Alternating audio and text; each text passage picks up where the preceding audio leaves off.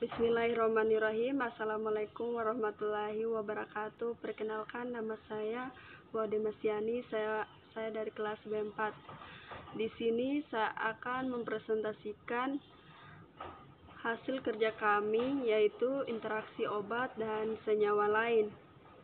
Sebelum masuk pembahasan, saya akan memperkenalkan nama-nama dari kelompok kami. Yang pertama Faustina Salasa, dan kedua saya sendiri Waude Masyani. Selanjutnya Hardianto Widodo, Armita Masuri, Nur Elsa Latambaga, Zakir Hamrul. Oke, langsung saja ke pembahasan.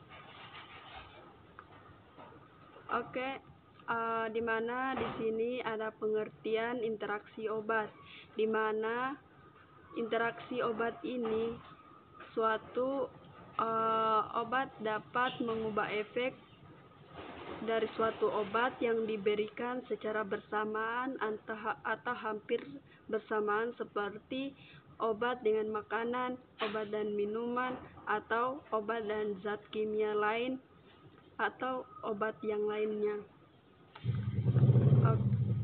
Next, di sini dimana menurut Baxter 2008, interaksi obat adalah suatu kejadian di mana efek terapi dari suatu obat dapat dipengaruhi oleh obat lain, sediaan herbal, makan, minuman, atau perubahan kimia fisika dari lingkungan pengaruh. Interaksi obat ini berpotensi dapat meningkatkan efek terapi obat dan dipengaruhi atau sebaiknya dapat menurunkan efek dari obat yang dipengaruhi. Selanjutnya, interaksi obat secara klinis penting bila berakibat peningkatan toksisitas dan atau pengurangan efektivitas obat. Jadi perlu diperhatikan terutama bila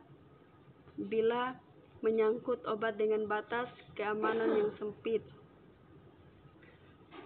Misalnya di sini contohnya yaitu glikosida jantung, antikoagulan dari obat-obat sitostatik. Selain itu juga perlu diperhatikan obat-obat yang biasa digunakan secara bersama-sama. Oke, selanjutnya. Oke, kita lanjut di pembahasan berikutnya, yaitu interaksi obat dengan obat yang lainnya. Di mana interaksi obat dengan obat yang lainnya yaitu suatu peristiwa obat terjadi akibat penggunaan obat secara bersama-sama, yaitu dua macam obat atau lebih. Interaksi ini dapat menghasilkan efek yang menguntungkan dan efek yang merugikan, di mana interaksi obat dengan obat yang lain ini terbagi menjadi tiga, yaitu interaksi farmaseutik, interaksi farmakokinetik, dan interaksi farmakodinamik. Di mana interaksi farmaseutik ini bentuk interaksi ini ada dua macam, yaitu secara fisika dan kimiawi. Secara fisika contohnya seperti terjadi perubahan kelarutan dan interaksi secara klinis. Kemudian interaksi secara kimiawi ini terjadi reaksi satu dengan yang lain atau terhidrolisisnya suatu obat selama dalam proses pembuatan atau selama dalam penyimpanan. Kemudian interaksi farmakokinetik, di mana interaksi secara farmakokinetik ini yaitu terjadi akibat perubahan-perubahan yang terjadi pada absorpsi, metabolisme, distribusi, ekskresi sesuatu obat oleh obat lain atau disingkat dengan ADME. Oke, di sini interaksi farmaseutik ini pada umumnya disebut juga dengan inkompatibilitas farmaseutik, bersifat langsung dan dapat secara fisik atau kimiawi. Misalnya terjadi presipitasi atau inviable, yang selanjutnya menyebabkan obat menjadi tidak aktif. Kemudian Kemudian interaksi farmakokinetik, di mana interaksi obat secara farmakokinetik ini terjadi pada suatu obat tidak dapat diekstrapolasikan atau tidak berlaku untuk obat lainnya meskipun dalam suatu kelas terapi, disebabkan dalam suatu kelas terapi. Di mana interaksi farmakokinetik ini terjadi perubahan absorpsi suatu obat oleh suatu obat lain terjadi akibat adanya perubahan pH, gangguan pada sistem transport, pembentukan suatu kompleks, dan perubahan aliran darah. Di mana perubahan absorpsi pada gastrointestinal ini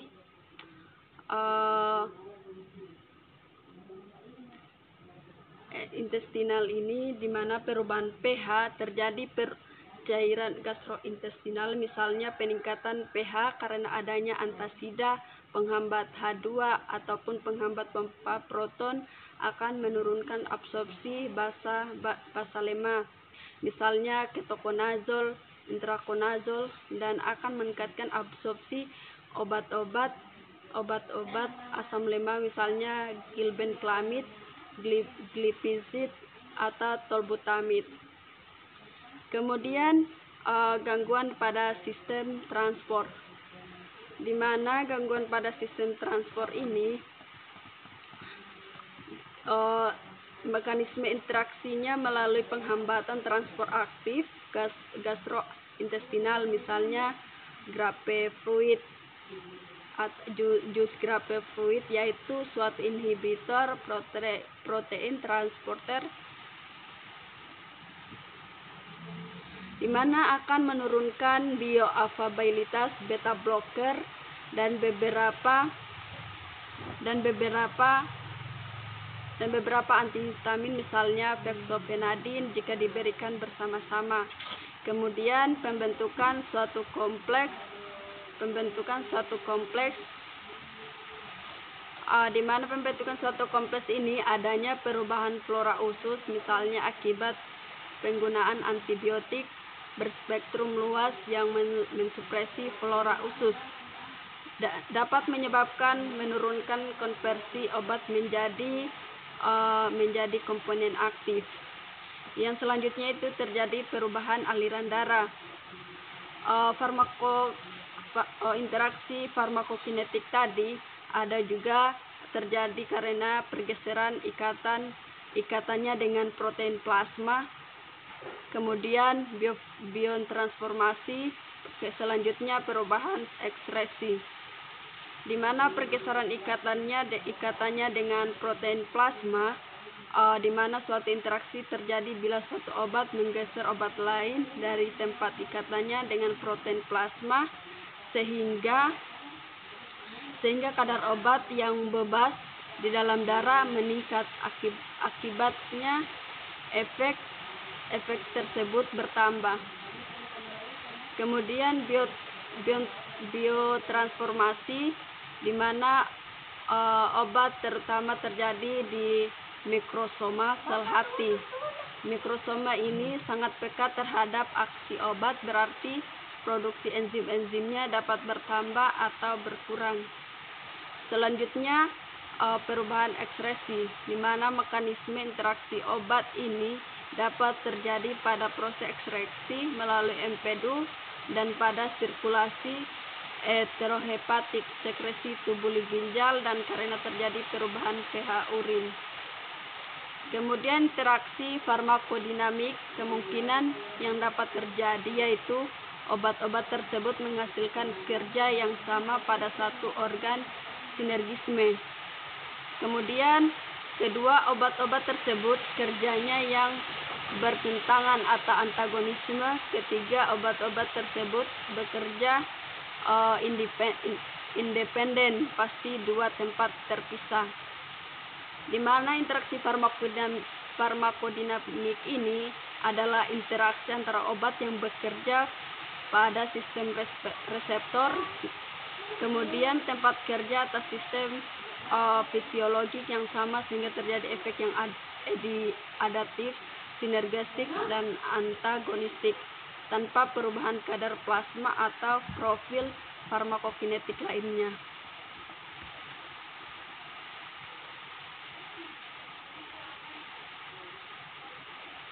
Selanjutnya, perubahan contoh interaksi beta blocker dengan obat yang lain, di mana contoh di sini yaitu contoh di blok inderal, intermolol, methetreomin dan lain-lain. Interaksi beta blocker dengan antihipertensi seperti beta blocker dengan diuretik, contohnya seperti aldoxan, spironolactone, aldazid, blockpress. Di sini diuretiknya sering digunakan untuk terapi hipertensi. Kemudian beta blocker dengan vasodilator, di mana obatnya itu Brainac, Degrium, kemudian Dufadilan. Kombinasi obat ini akan menghasilkan efek terapi yang lebih baik. Ternyata efek sampingnya akan berkurang. Kemudian beta blocker dengan metildopa atau dopamin. Penggunaan kombinasi dari metildopa dengan beta blocker ternyata lebih aman dibanding dengan pemakaian secara tunggal. Next. Kemudian yang kedua yaitu interaksi obat blocker dengan anti-aritmia, di mana beta blocker dengan quinine digunakan pada aritmia jantung, dapat menimbulkan ventricular fibril. Selanjutnya beta blocker dengan prosanamid. Pemberian prosanamid sebagai antiaritmia dapat menimbulkan penurunan tekanan darah yang sangat cepat, terutama bila diberikan secara intravena.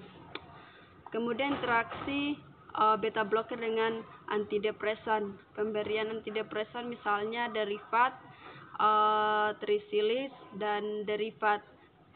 Kemudian interaksi obat blocker dengan antiinflamasi. Beta blocker menghambat efek antiinflamasi dari obat-obat natrium salisilat, aminopirin, fenibutazon, hidrokortison.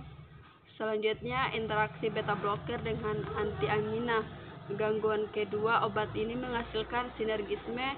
Beta blocker mengurangi kerja jantung dengan mengurangi kerja hati. Next. Kemudian interaksi obat blocker dengan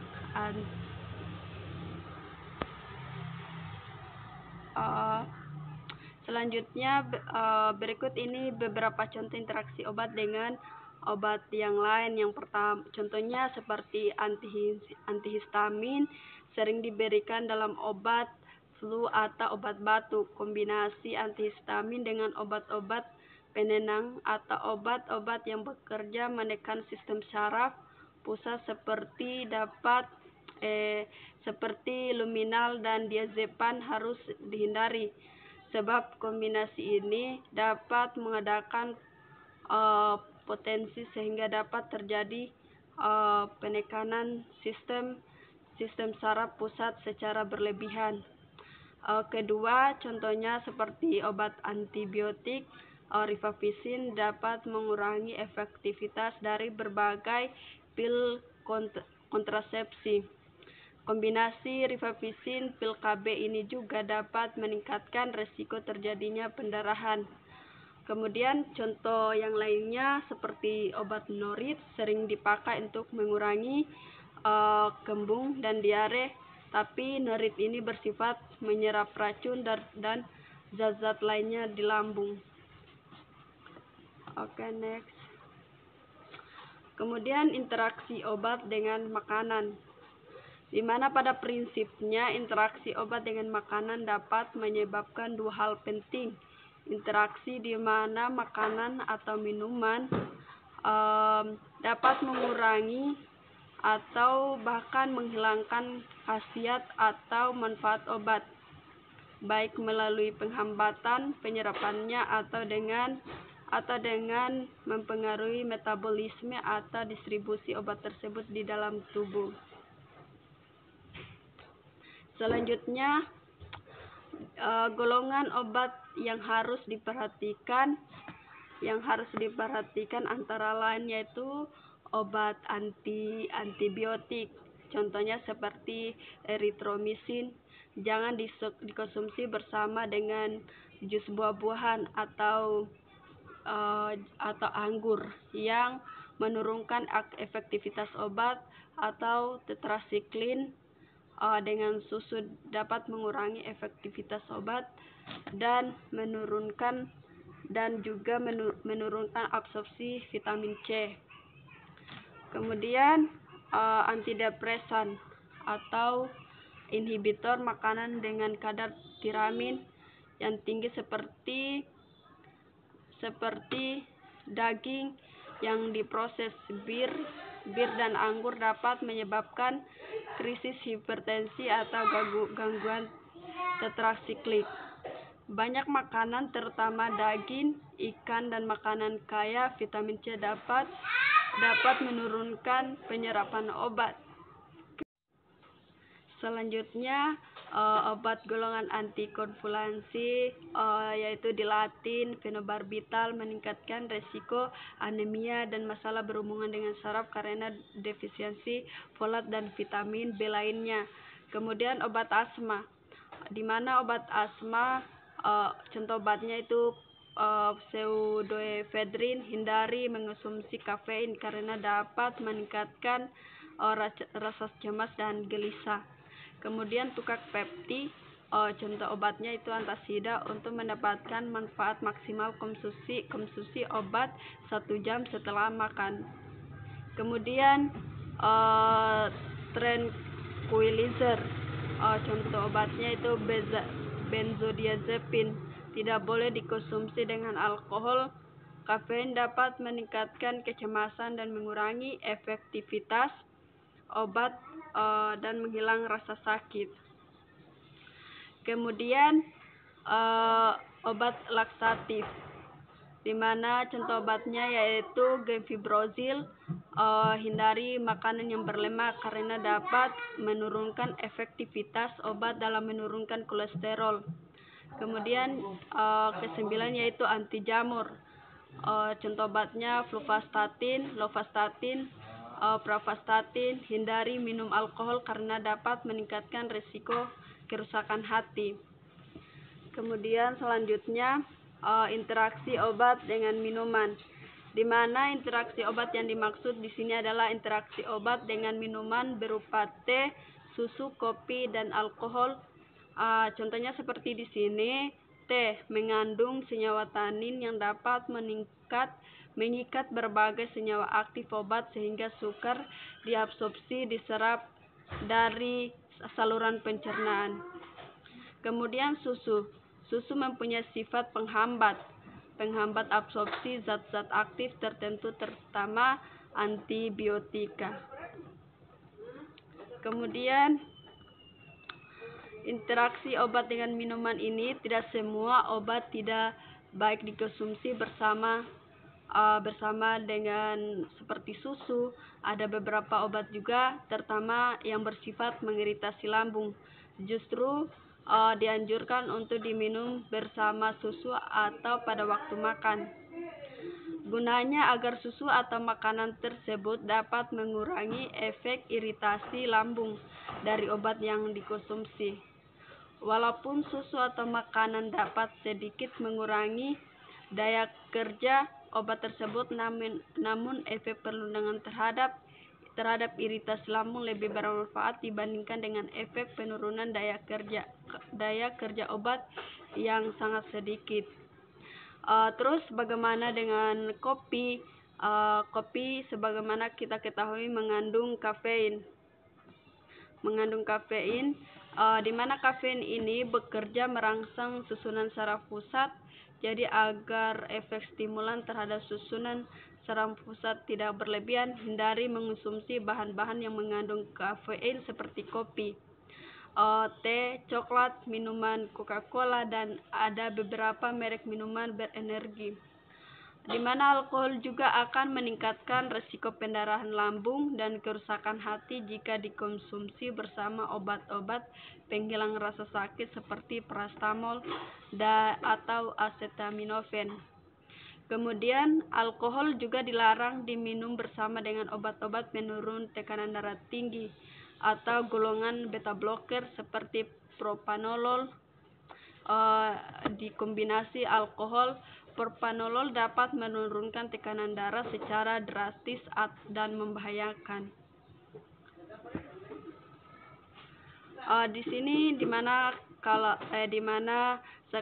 sebagai peran apoteker dan asisten apoteker dalam mencegah interaksi obat, dimana satu prinsip yang harus menjadi perhatian utama saat memberikan informasi kepada pasien mengenai penggunaan obat adalah pastikan pasien itu mengikuti petunjuk yang diberikan agar dapat memperoleh manfaat yang maksimum dengan risiko minuman dan obat yang diminum.